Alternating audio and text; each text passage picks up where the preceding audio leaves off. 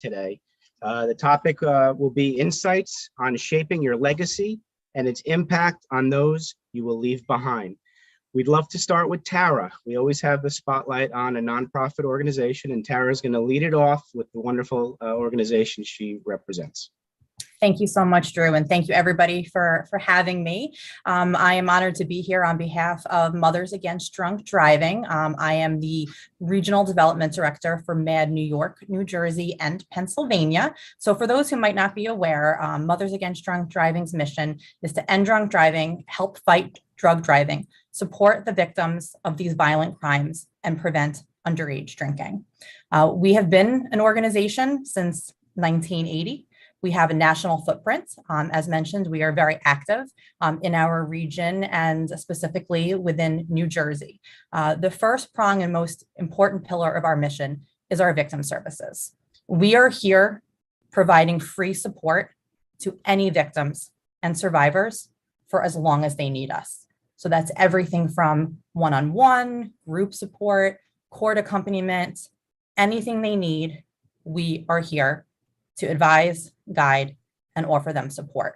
We also have, through our national office, a 24/7 helpline, 877-MAD-HELP, excuse me. And it's, again, 877-MAD-HELP.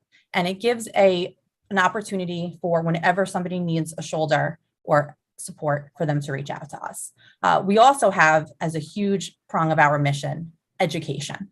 So we do provide research-based education programs to parents through our Power of Parents program and youth and teens through our Power of Youth program, providing the tools and tips for parents to talk to their kids, as well as for us to provide that education directly to the students and to the youth themselves about the dangers of impairments.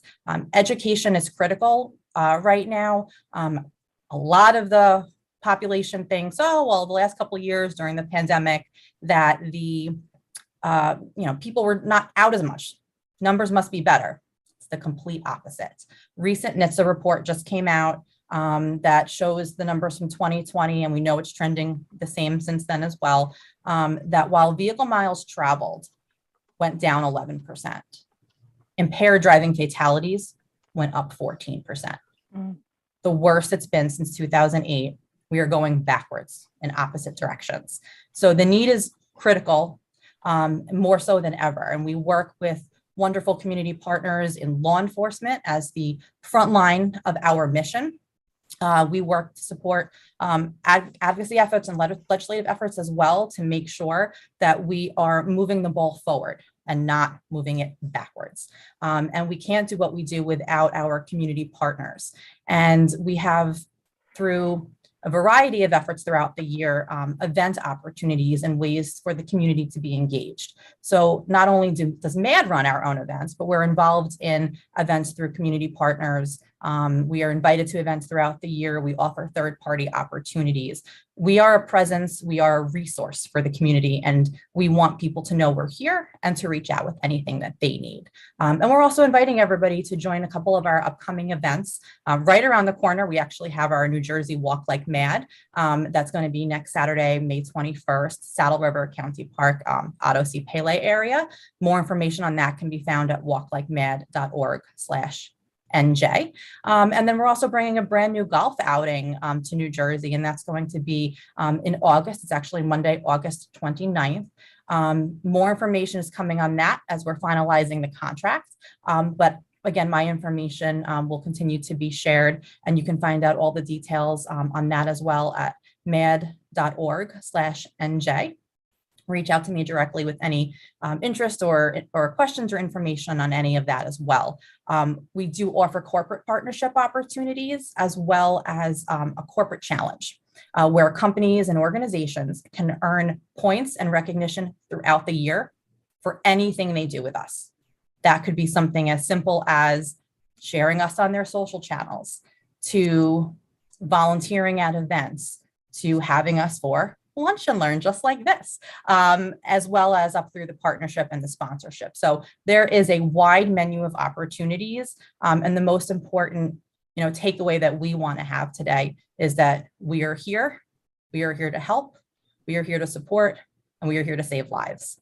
So we thank you so much for allowing us to present today. I look forward to hopefully working with many of you now and in the future, and anything that you need from us, please feel free to reach out. And thank you again for your time and the opportunity. Well, it's our pleasure to have you, Tara, and that's a very important organization we will continue to support. So thanks again for coming on. Thank you, Drew. So welcome to our panelists. Today, I love this topic, insights on sharing your legacy and its impact on those you will leave behind. How often do we think about our legacy? Well, we're going to talk to four wonderful people who are going to talk about that topic. So we're going to have four questions asked, and everybody's going to get a chance to talk. And I'm going to start with Jeannie. So regarding shaping your legacy, Jeannie, first tell me who you are, what you do, and why you do it, very quickly in a couple minutes. So my name is Jeannie Asante. Welcome, and thank you everyone for being on this call today and having me on this platform. I totally appreciate that. And the first one is who I am. Well, I am a person that works with passion. What I do is I'm passionate about what I do, or I don't do it. That's really pretty much what I am.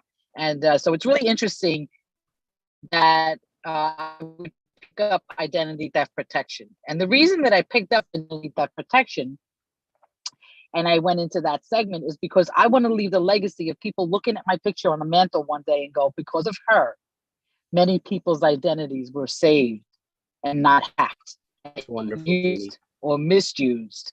And because of her, that's the way the world has been shaped now.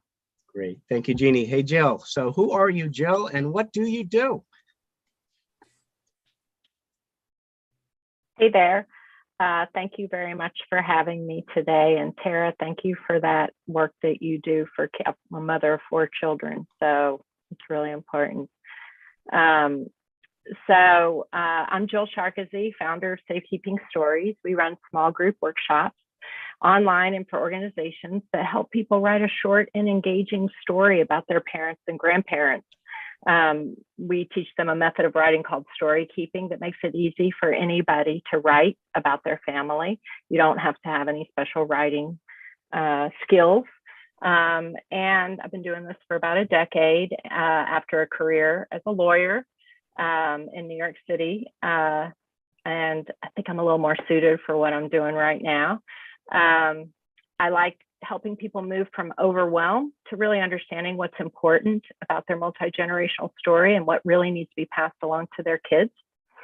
My father-in-law is a Hungarian Holocaust survivor.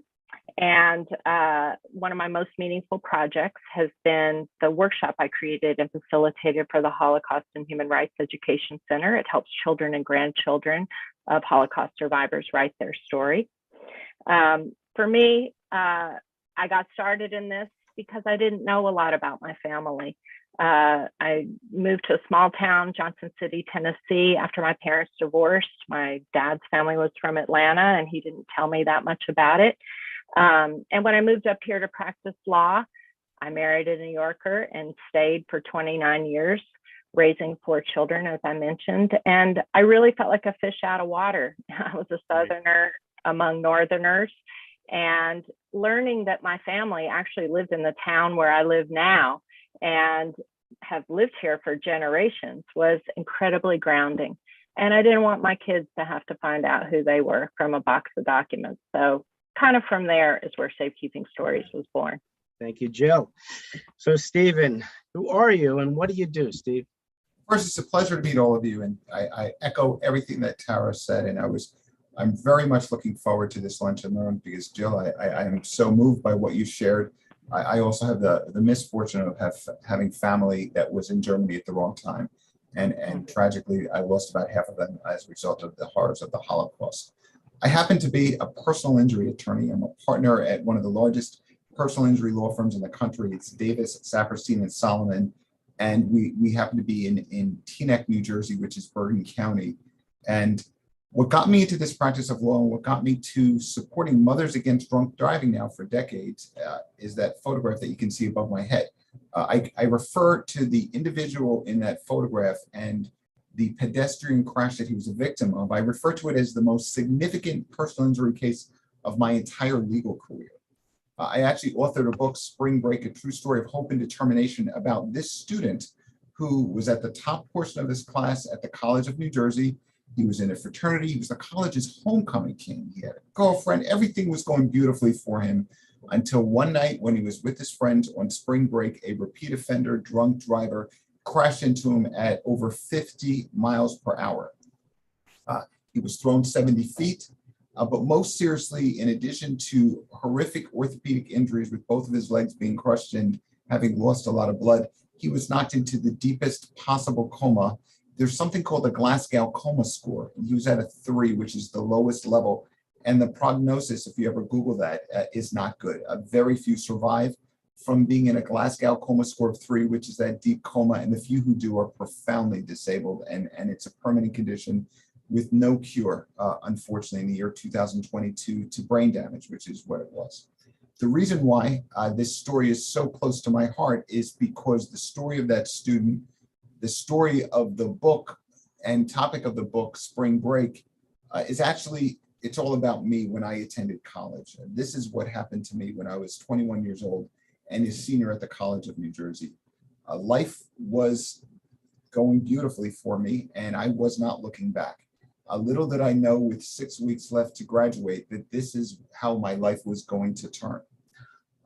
I remained in the hospital for about half a year, underwent 15 surgeries, and was blessed to have a family that got a room in the hospital when I was in acute care for months so that they could be with me, they could talk to me while I was in a coma. And I wound up having a recovery that's somewhat unusual. And it's because of that full recovery that I give as much as I can to Mothers Against Drunk Driving, which is my favorite nonprofit, national nonprofit. And I'm also the president of the board of the Brain Injury Alliance of New Jersey. And physicians groups around the world contact me regularly so that I can share with them how it is that I had this unusual recovery. And that was one of the catalysts for my authoring Spring Break. And I don't know if I'm jumping the gun, but what I am most grateful for because of what happened to me is that since that time, over 500,000 students have taken a pledge. And the pledge is simple. If ever in their life they're going to drink, that they will not drive. And if they're around people who make the decision to drink, that they will do what they can within reason to stop them from getting behind the wheel of their car. And that pledge has lasted. And if there's any legacy that I could have, I would hope that that would be it. So that's my brief summary of who I am and what I do. Thank you. Steve, thank goodness you're okay, my friend. Dennis, last but not least, who are you and what do you do? Sure. My name is Dennis Harriman, and I am the founder of Relax Tax. And what we are is we're obsessed with helping people to retain more of what they earn.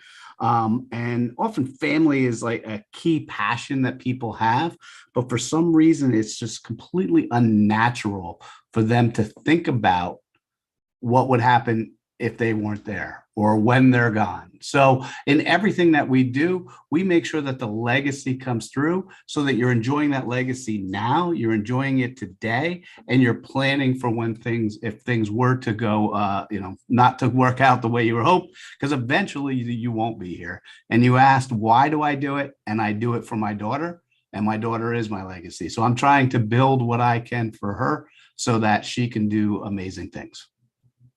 Thank you, Dennis. So all four of you have a powerful purpose for who you are and why you do it. And we're going to take a next step here. So thinking about that insight of shaping your legacy and those you're going to leave behind. We'll start with Dennis. Dennis, what are your insights on that topic of leaving your legacy? You can expound on your daughter and some other. Sure. Yeah. I mean, from a practical standpoint, and that's what I'll really talk about is the practicality version of legacy and what comes down. People always come to the accountant, but they often come to me after the fact. So there's the obvious pieces of, you got to do an estate return. You have to do an inheritance return. State of New Jersey has some of the most screwed up rule. If you have an inheritance tax, if it's not in a direct line, if you don't have any children, if you don't have a direct line, expect your heirs for New Jersey to take as much of it as possible, because no one else is in line. So they kind of steal that money along the way. That's literally what they're doing. They're stealing the money because there isn't someone else in line. So a lot of people think of that and come to me then. And what I wish, and I work with all my clients, is to avoid that. All those returns, or many of those returns, can be avoided altogether by having a legacy plan, by talking about it, by thinking about it, and by going through each one of those various steps and things. So I always like to say, when we start with a client, we're always taking the Navy SEAL approach. So Navy SEALs, if you know anything about the SEALs, they don't go into a situation unless they already know how they're getting out. So very valuable asset to the US military. And they make sure that there's not just one way out, there's multiple ways out. And then they rehearse and they practice and they go through all the things that could go wrong along the way. So when things go wrong, and they will go wrong, especially if you're a Navy SEAL, that you can address it and that you can have it. Well, the same thing should happen when you're creating your financial plans and when you're going through. And it's not all just about, avoiding taxes. It's really looking at, what is that passion? What is that goal? And we start with, where are you trying to get to? What are you trying to get to? And what are all these little things that are going to stop us from getting there?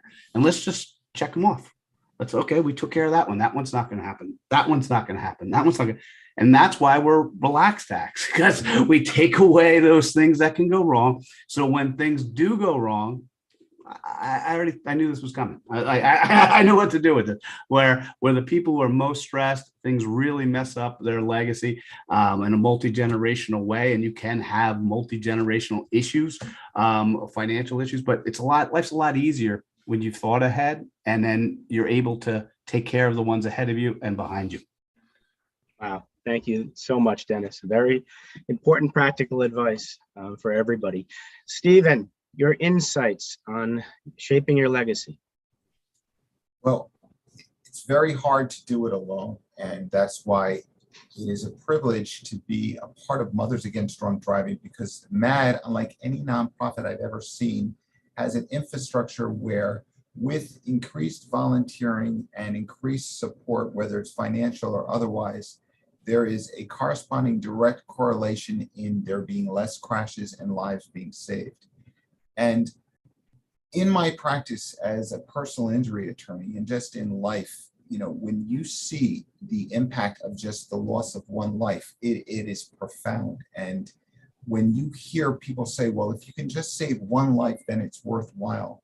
But when we all think about the benefit of saving just one life, that's one person who can be at the dinner table who would not otherwise be at the dinner table. That's one person that can now contribute to society, can grow a family, can have kids, and the list goes on and on and on and on, just from one life that's being saved. So to be a part of Mothers Against Drunk Driving, and the fact that there's supporting data that shows that our efforts at MAD have resulted in a direct impact on lives being saved and crashes being prevented in every single state, is the biggest honor and legacy that I can be associated with.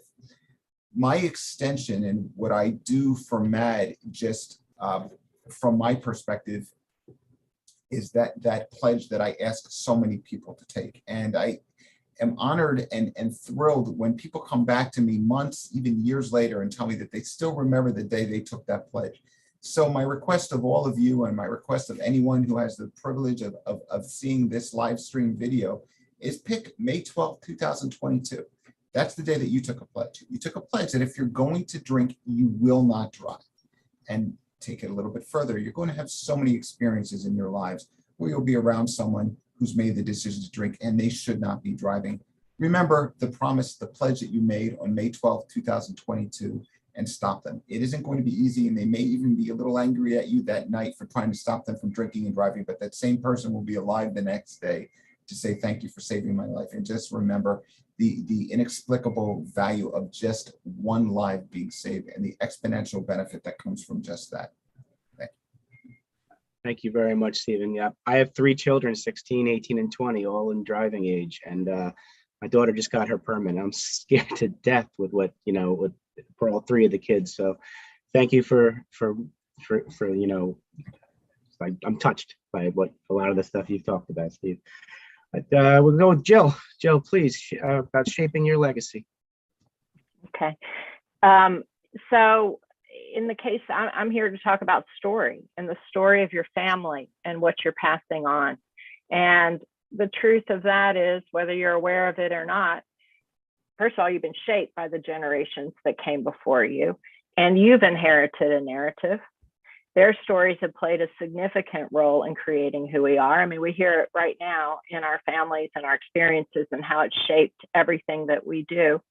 And you're passing along to your kids a narrative about your family, who you are, who they are, whether they know it or not, because our stories are their stories too. So, you know, you can ignore that truth and you can carry on and pass this family knowledge along implicitly, and you can hope for the best, or you can take the opportunity. It doesn't take that long, actually. The hardest thing is to sit down and do it. It just takes a few weeks and not very many pages. And you can make your story conscious.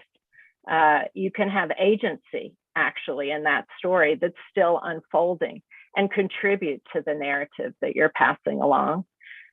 And by doing that, you actually have the ability to impact the trajectory of the way your children and their children and their children and so on understand themselves, their family, and their place in the world.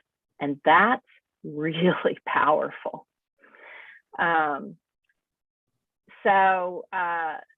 You know, how does that happen? What I see is in this process of finding the words, because I actually encourage people to only write in very small quantities, because nobody wants some giant story of everything that happened.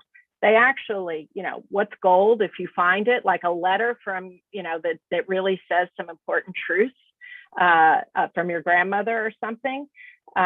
So, you know, I seek to create that, about a dozen pages at the most, for a multi-generational story. And so through that process of really picking those words, your story takes on meaning of who you are, of your values and principles you've gleaned from being part of your family or in reaction to your family. And it can become a guidepost for the way you live your life. You have something physical that you can give to your kids, and it can be a guidepost in the way that they live their life, and they can add to that meaning and pass it along to their kids. And that's really the power of story. So. Absolutely. Well, thank you. You provide a valuable service to people out there, and I hope people take you up on that offer. Jeannie, what about shaping your legacy, Jeannie? Wow. So, you know, so impactful, every story that's on here. And, you know, Stephen, before I get started with my story, I just want to say to you that I made a pact many years ago when my children became of age of driving. And I'm proud to say that anytime that they drank, they would call me before anything, because I told them I would never punish them or whatnot, you know, give them a hard time. Even the next day when they're sober, you know, go back at them or anything. Just make sure that they're safe and their friends are safe. So I love the fact that you put that out there to make a pact. So thank you so much for putting that out there. So, you know, leaving a legacy is so important among our children, because they're the ones who are just going to hold everything. So I'm just going to follow the trend there with children. I think it's important that we understand that their future and how we teach them and what we teach them now is not just going to carry them through their lives, but it's going to carry their children, their grandchildren, and so on and so forth. Like Jill says, it goes generational. And so one of the things that, you know, is very important is people don't understand is that nobody really is educated on what happens when someone steals your identity and misuses it. No one understands the magnitude of the negativity that happens in your life. I mean, you just think about it, right? Let's think about our children. Most of us here have children that are either at working age or getting ready to be working or are heading in that direction. And what if their person, who they are, gets attacked? How valuable will they be in the working world? How valuable would they be in the world that values who you are before what you can show them that you can do? How valuable would it be when they can Google them and find out that, oh my God, this is not the person that I want in my circle? And all because of something that someone else did, not necessarily them. And so when that happens, it really impacts them because it's going to impact what they're going to do with their lives, what direction they're going to take in their lives. And then it's going to impact their families, their children, their wives or husbands, their significant others. It's going to impact every avenue of their life just because somebody decided that they were going to do something under their name. And I'll just give you a point and check. There's a gal who had a roommate in college who she didn't think about this as many years ago, right? Not really years ago. And she had a roommate that stole her identity. And for years, she did the most unmentionable things. And when they went looking for the real Jane Smith, they went to her door. And I'm smiling, but it's not really funny that they knocked on her door, handcuffed her, took her out of her building in front of her family, and brought her to jail. They didn't ask her, did you really do this? They said, this is what you're accused of doing, and we're taking you in. Now, the money was just another issue, because hundreds of thousands of dollars to fix it. And today it pops up every so often. If somebody does a Google search, and guess what? Something that she didn't do pops up. And that affects her children. It affects her parents. So it affected so many people in her life that she had thought, oh my gosh, if I had just protected my identity, if I had known to protect my identity, then this may not have happened. It probably wouldn't have happened. So I would love to leave a legacy of being able to teach people how important it is to not just protect your identity, but to protect the identity of your children so that in the future, you're not going through what this poor girl is going through. Very powerful, Jeannie, and our reputation is so important, and really correlates strongly with our legacy. So thank you for sharing that. I want to kind of broaden the topic and think about the talking points that each one of you had, and if you could comment on the talking points, either elaborate on what you said or what some of the other panelists said. If you want to elaborate, Stephen, on anything, please do so now, my friend. Well, I appreciate it. One of the things that just fascinates me in life is how what would seem to be the most insignificant decision for a given moment can change the course of history for generations to come. And that applies, and you heard it in these conversations about how someone met their significant other or their spouse. What we may learn and how we may grow just from this interaction just now. None of us can see where it will go, but when we look back, it is really amazing how certain decisions that we've made at certain times just change things, and how we could rewrite history. We wouldn't do it because we wouldn't change a thing. So as it pertains to what had happened to me when I came so close to leaving this earth, I think of all the things that almost that would have changed everything, the decisions that I made that night. And I decided at that given time to walk back to my hotel room, not knowing at the same time that there was a drunk driver that was going to be getting into his car and doing the same thing. It's been a long road. This happened 33 years ago when I was 21 years old, and I went through the extraordinary surgeries, and there were hundreds of thousands of dollars in medical expenses. But I'm in a very good place now, and I'm here with all of you. I am now connected with such an amazing nonprofit, Mothers Against Drunk Driving. So in retrospect, I really wouldn't change a thing because it brought me to where I am today. And I'd love to know that everyone on this live stream feels the same way from any negative experience that may have happened in the past, but you wouldn't want to change it because it brought you to where you are today. Thank you, Stephen. So Jeannie, would you like to elaborate on anything that you had mentioned or that the other panelists have? So I just, the one thing that Jill said that really resonated with me was the fact that we're telling our story to our children, right? But we're telling it to them in pieces. We're not really telling them the whole thing, because sometimes we don't remember the whole thing until we start writing it down. That's what I took away from it, right? So when you start writing it down, all of a sudden you say, wait a minute, this happened at that time too. I should really write that down so that it gets passed along to my family so they understand what it is. And it's not necessarily a bad thing. It's, could always be very good things going on, like how your grandparents met. Where were they when they met? What were they doing? How did they mold their life? How did they end up being where they are? How did they end up coming to the United States They're not from the United States. Why did they come to the United States? Why did they not come to the United States? And why did you? So there's so many answers in there. And I didn't really think about it until, listening to Joe, and I'm saying to myself, there's not a lot of things that my family or my children really know about what they've lived. Thank you, Jeannie. James, it's hard to hear you on the phone. Hope you mentioned everything you wanted to. Dennis, would you like to please elaborate on something you mentioned or some of the other panelists, please? Sure. No, following up on what Stephen had talked about, there's something that I did with my daughter and that we do is we talk about every little decision. And it started a couple years back as she was in pre-K, before she was in kindergarten, talking about college planning. Like we were talking about going to college, and I was really getting into, and obviously she was too young to understand, but I was trying to explain why May 1st was such a big day. It's the actual decision.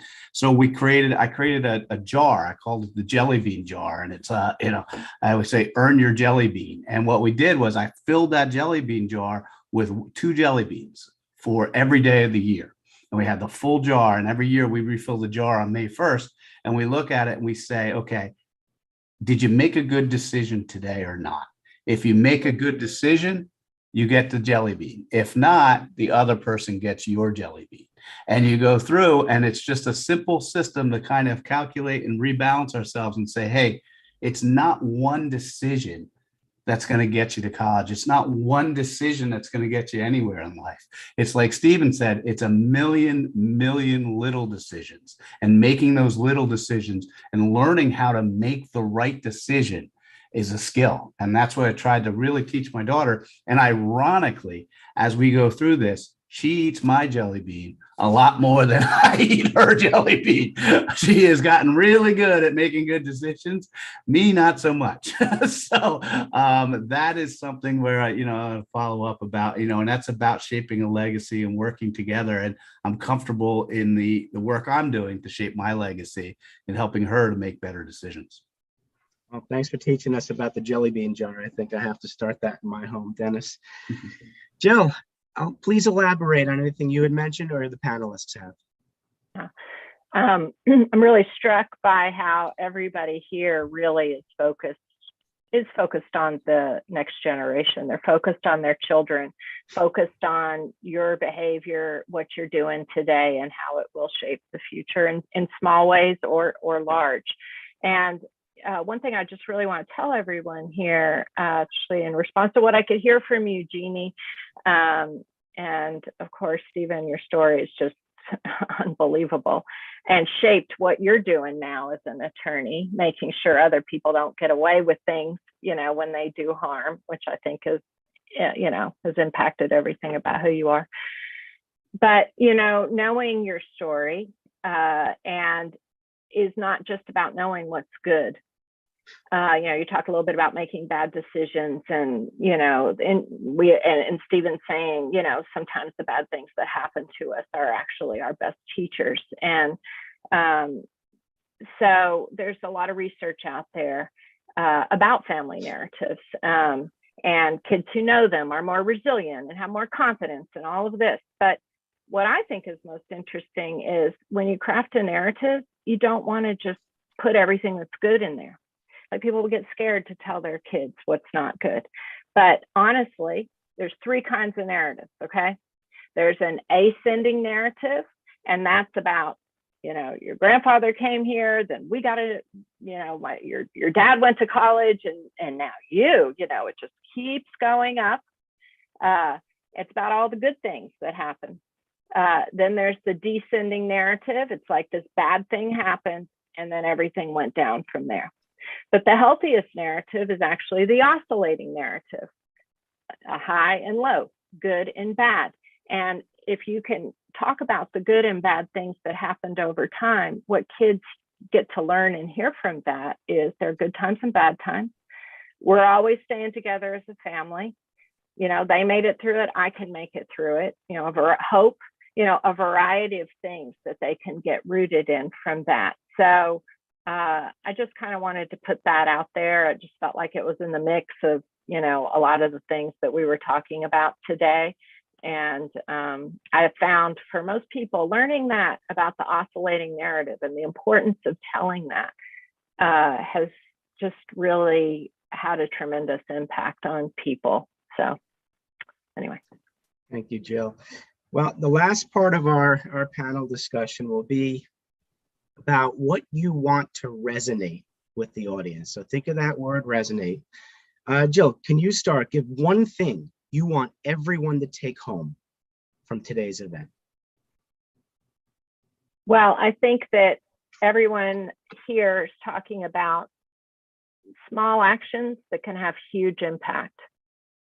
And they're the small actions that often are not the pressing ones of the day. They're not the immediate, you know, I got to do this today. But they're the ones that are going to make you and your family stronger if you carve out the time to do them, whether it be tax planning, estate planning, taking a step back before you go to a party to think about your alcohol consumption and what you're teaching your kids and talking to them about and teaching them, or understanding the importance of protecting your identity. I mean, I've had, unfortunately, that happen to me, Jeannie, and I know exactly what you're talking about. It's very violating and can be a huge problem. And it required a lot of extra time to clean up. And if I had done a few things ahead of time, I wouldn't have had to deal with that. So I think it's really important to alert people to these things that they can do that will make life better. Thank you so much, Jill.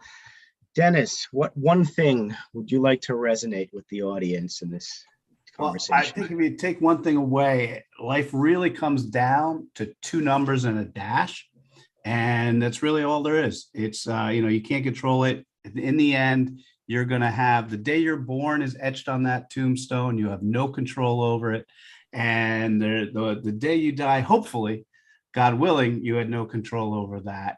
And it's really what you do have control over is just that dash. It's that dash in the middle to make the most out of it. And what I like to do is, make sure that people kind of resonate that, think about that. And now let's plan ahead to make the most out of the dash, because you don't know how long that dash is. You don't know what's going to happen, but you have full control over that dash. And by being prepared, you can just make most out of that dash that you have. That's it. Thank you, Dennis. That's amazing insight. Jeannie, what would you like to resonate? What one thing would you like to resonate with the audience today? For all the kind words. And I am going to leave my video off because it seems I have better internet connection when I do leave it off. So I apologize for having to do that right now. But what do I want to resonate? I think that the one thing that we want to remember is taking action is great. It really is. It's amazing. I love the dash and the whole 9 yards of it. But teaching our future how to take action, not just take the action, but show them how to take the action so that they continue it. And they just go forward with it and they make everything in a better progression rather than just doing it and then just saying, okay, you know what, we did it and we're good for now. I remember an old thing that was said many, many years ago, and I'm sure a lot of you will remember who said it and why, but if you feed someone a meal, they're good for that meal. But if you teach them how to catch and cook that meal, they're good for many meals to come. So I think that teaching them how to cook it and catch it rather than just doing it for them and us just taking action is a better way to go. Wonderful. I love that. A lot of great stuff we're learning today. Stephen, you want to close us out with what would you like to resonate with the audience? Well, in retrospect, when I look back and talk with my family about what it was like to be asked to consent to donate my organs, when I read the volumes of medical records about how close I was to leaving this earth, I just want to share with everyone, and this is an extension of what Dennis just shared, is that if there's one good thing that came out of the misery that I had gone through the half year I was in the hospital, is that I am living bonus years and I genuinely embrace every single moment I am alive on this earth. And I recognize that the only thing that is real is right now. And what I ask people to do is to not learn from the difficult situation that I went through, to not have to learn from a difficult experience happening in their lives, and just understand that everybody's life, everybody on this Zoom call, everyone who's watching this live stream right now, everyone is living bonus times, bonus seconds, bonus minutes, bonus hours, bonus years. Just embrace it and enjoy it, and don't put your mind in the future, which isn't real right now. Keep it in the present and keep smiling and enjoy the ride, which is how I've been going about my life since March 20th, 1989, when the drunk driver had crashed into my body. Thank you, Stephen. You know, I'd be remiss if I didn't ask Tara to let us know what she would like to resonate with the audience. Well, thank you so much, Drew, and thank you all for sharing your stories, your expertise, and your insights. I've learned a lot from each and every one of you, and I have the pleasure of knowing Stephen now for many years, and every time, and I've heard him speak countless times, and every time it always gets me. So we just, you know, from my perspective, and I know from the MAD perspective, it's just in general is to be smart, be safe. I like how Jeannie talked a lot about educating the youth. I know everybody touched on that. The youth is the future. And I think we all have to be cognizant that we are helping not just ourselves, but helping everybody around us. You can control what you do. You can't control what others do. And the way to be able to mitigate that or best plan for that is to really be sure that you're aware of what you're doing. Actions, like Jeannie said, to speak louder than words. You got to sometimes lead by example, not just by what you say, and all of that too. So I think it's really just making sure that we're communicating, we're thinking of others, looking out for others. And if nothing else, what these last couple of years with pandemic taught us, we have to be safe. We have to take care of everybody around us as well as ourselves. And I think we'll all be leaving a better legacy for everyone to come. Absolutely. Well, if I could summarize, we have to think about that dash in between our birth year and our death year. We need to think about those little things that are important. We need to live in the moment right now, because that's what matters. And I'm trying to, you know, I'm also teaching my children, and maybe it kind of ties in with this, that in life, we don't win and lose, we win and learn. If we can allow ourselves to learn from a situation that didn't turn out the way we expected, then that's going to help us, and we can help our kids learn how to learn from difficult situations. So I thank you all for being here on our insights of shaping your legacy and its impact on those you will leave behind. And you people will certainly leave an amazing legacy for those you leave behind. So thank you very much for coming.